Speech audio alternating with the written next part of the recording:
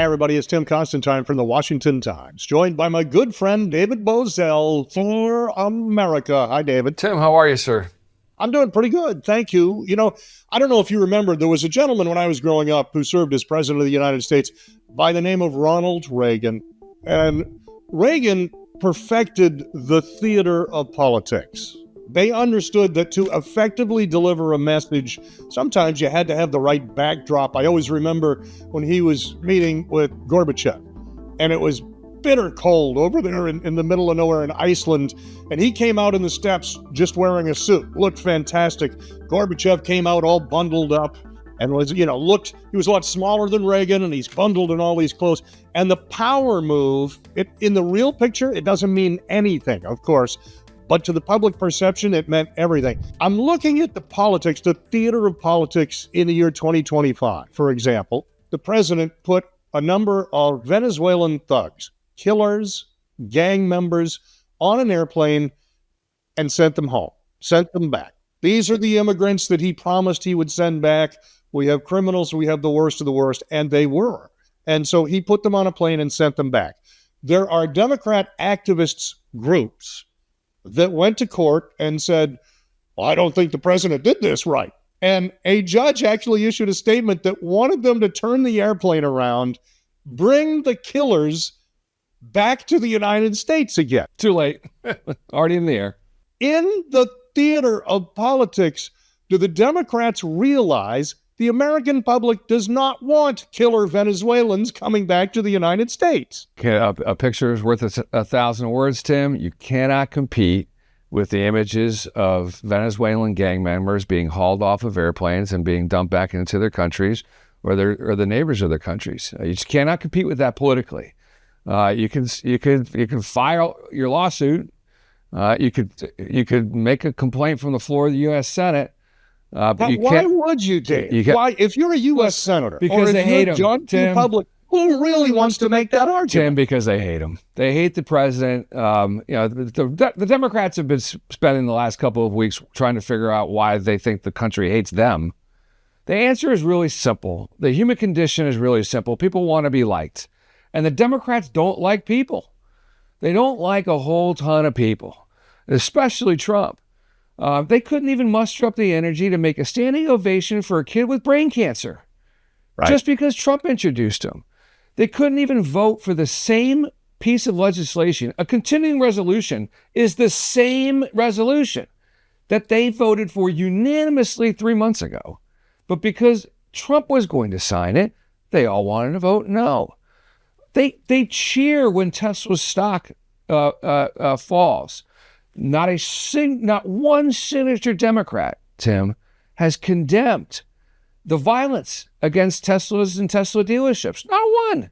Right. Not one. And so it's all because they hate him. And they've got, Don Lemon, most of MAGA is racist. Okay, thanks, Don. And why should I pay attention to you? And why? And so this is why their numbers have sunk like a stone. Stop hating everyone. It is a simple proposition. It's not message. Some of it's theater, and Trump does it better than anyone. The Kennedy Center bit the other day. Walking through with the red carpet and the whole thing. It's perfect. He's Mr. Fix-It. Some of it is theater that Democrats out of power can't really compete with. But it has to start with liking your fellow countrymen. Well, the issues are providing the ultimate theater. One of the big things that pushed Trump over the victory line in 2024 was the transgender issue. The governor of Maine is a woman who's popular enough to have gotten elected twice there. She's serving her second term, but she has gotten into a squabble and is making her stand in the state of Maine. This is a tiny little rural state, geographically big state, but not a lot of people. And rural state where there's a big gay community and transgender community in Portland, Maine, the big city in Maine. But most of Maine doesn't understand this. They're just regular folks that are farmers or teachers or cops. And they're scratching their head trying to wonder why their governor is willing to sacrifice the money coming into the state education system because there are a dozen transgender people. They don't understand it. This is the theater that nobody created that, like wrote the play of that theater. But these are the choices when you say, okay, this is who we're going to fight for. And all of the students, tens of thousands of students in the university system be damned. Right. I don't understand the logic. Well, the logic is purely political. I mean, if she thinks that there's a predominance of gay and transgenders in Portland, and that's where the votes are going to predominantly come from, then she thinks she's got to cater to that to stay elected. I just think the reverse is true.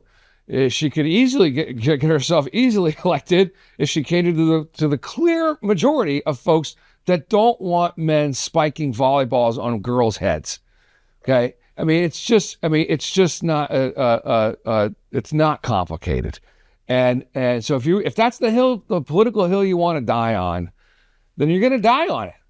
And the Democrat Party saw that in 2024, nearly across the board. I don't think that there's any Democrat that beat a Republican in a purple race on the issue of transgender men playing women's sports. Not a one. And somebody correct me if I'm wrong. If there's a Democrat who beat a Republican in a purple race with one of their signature issues being, I want men playing women's sports. And I want to be very clear. I'm not supporting anybody bullying. If there's somebody different, if someone chooses a different lifestyle, that's their business. We allow that in the United States of America. It's the idea that you are going to make the rest of the world cater to it. It's the idea that you are going to sacrifice billions of dollars over a course of years in a university system to make this point for a dozen transgenders. Tens of thousands, or over those years, hundreds of thousands of students will suffer. I think, gosh, no wonder they're polling at 27%. And the Democrats are polling so low, and those are CNN polls, those are CBS polls. These are places that typically are friendly to the left. So if Rasmussen or TIPP did those polls, I bet that number might even be lower. Absolutely. Absolutely. But if you're going to waste energy blaming the president of the United States for like the horrible tragedy at Reagan Airport with the plane crash, okay, there are a number of Democrats who went on the record and said, well, this is Trump's fault. The astronauts the other day, Tim, they can't even muster up any credit for Elon Musk going up to space and rescuing these astronauts. And some Democrats were out there saying, well, I mean, it was their choice to stay up there for 9 months. Pardon me? I mean, they're on camera. They're on camera saying we can't wait for Elon to come get us. I mean, what more do you want? What reality are you living in? They were going to Uber home last October, but they couldn't get a ride. And no kidding. So, I mean, again, this all fueled by their hatred of the president. And now it's extended into hatred for anyone that voted for him. So, A, he's an idiot. Elon's an idiot. They don't know how to run a government. And B, everyone who voted for them are idiots and don't know what or racist or worse. And it's just gotten to a point where, okay, if you want to live in your own cocoon with your own 25% and just bitch and complain, you're just going to get ignored. And that's sort of, I think, where we are in the public conversation. When Barack Obama won consecutive terms, yes, we had all sorts of policy disagreements with him. I mean, just a multitude, right? And we fought him hard politically and through the courts and everything else.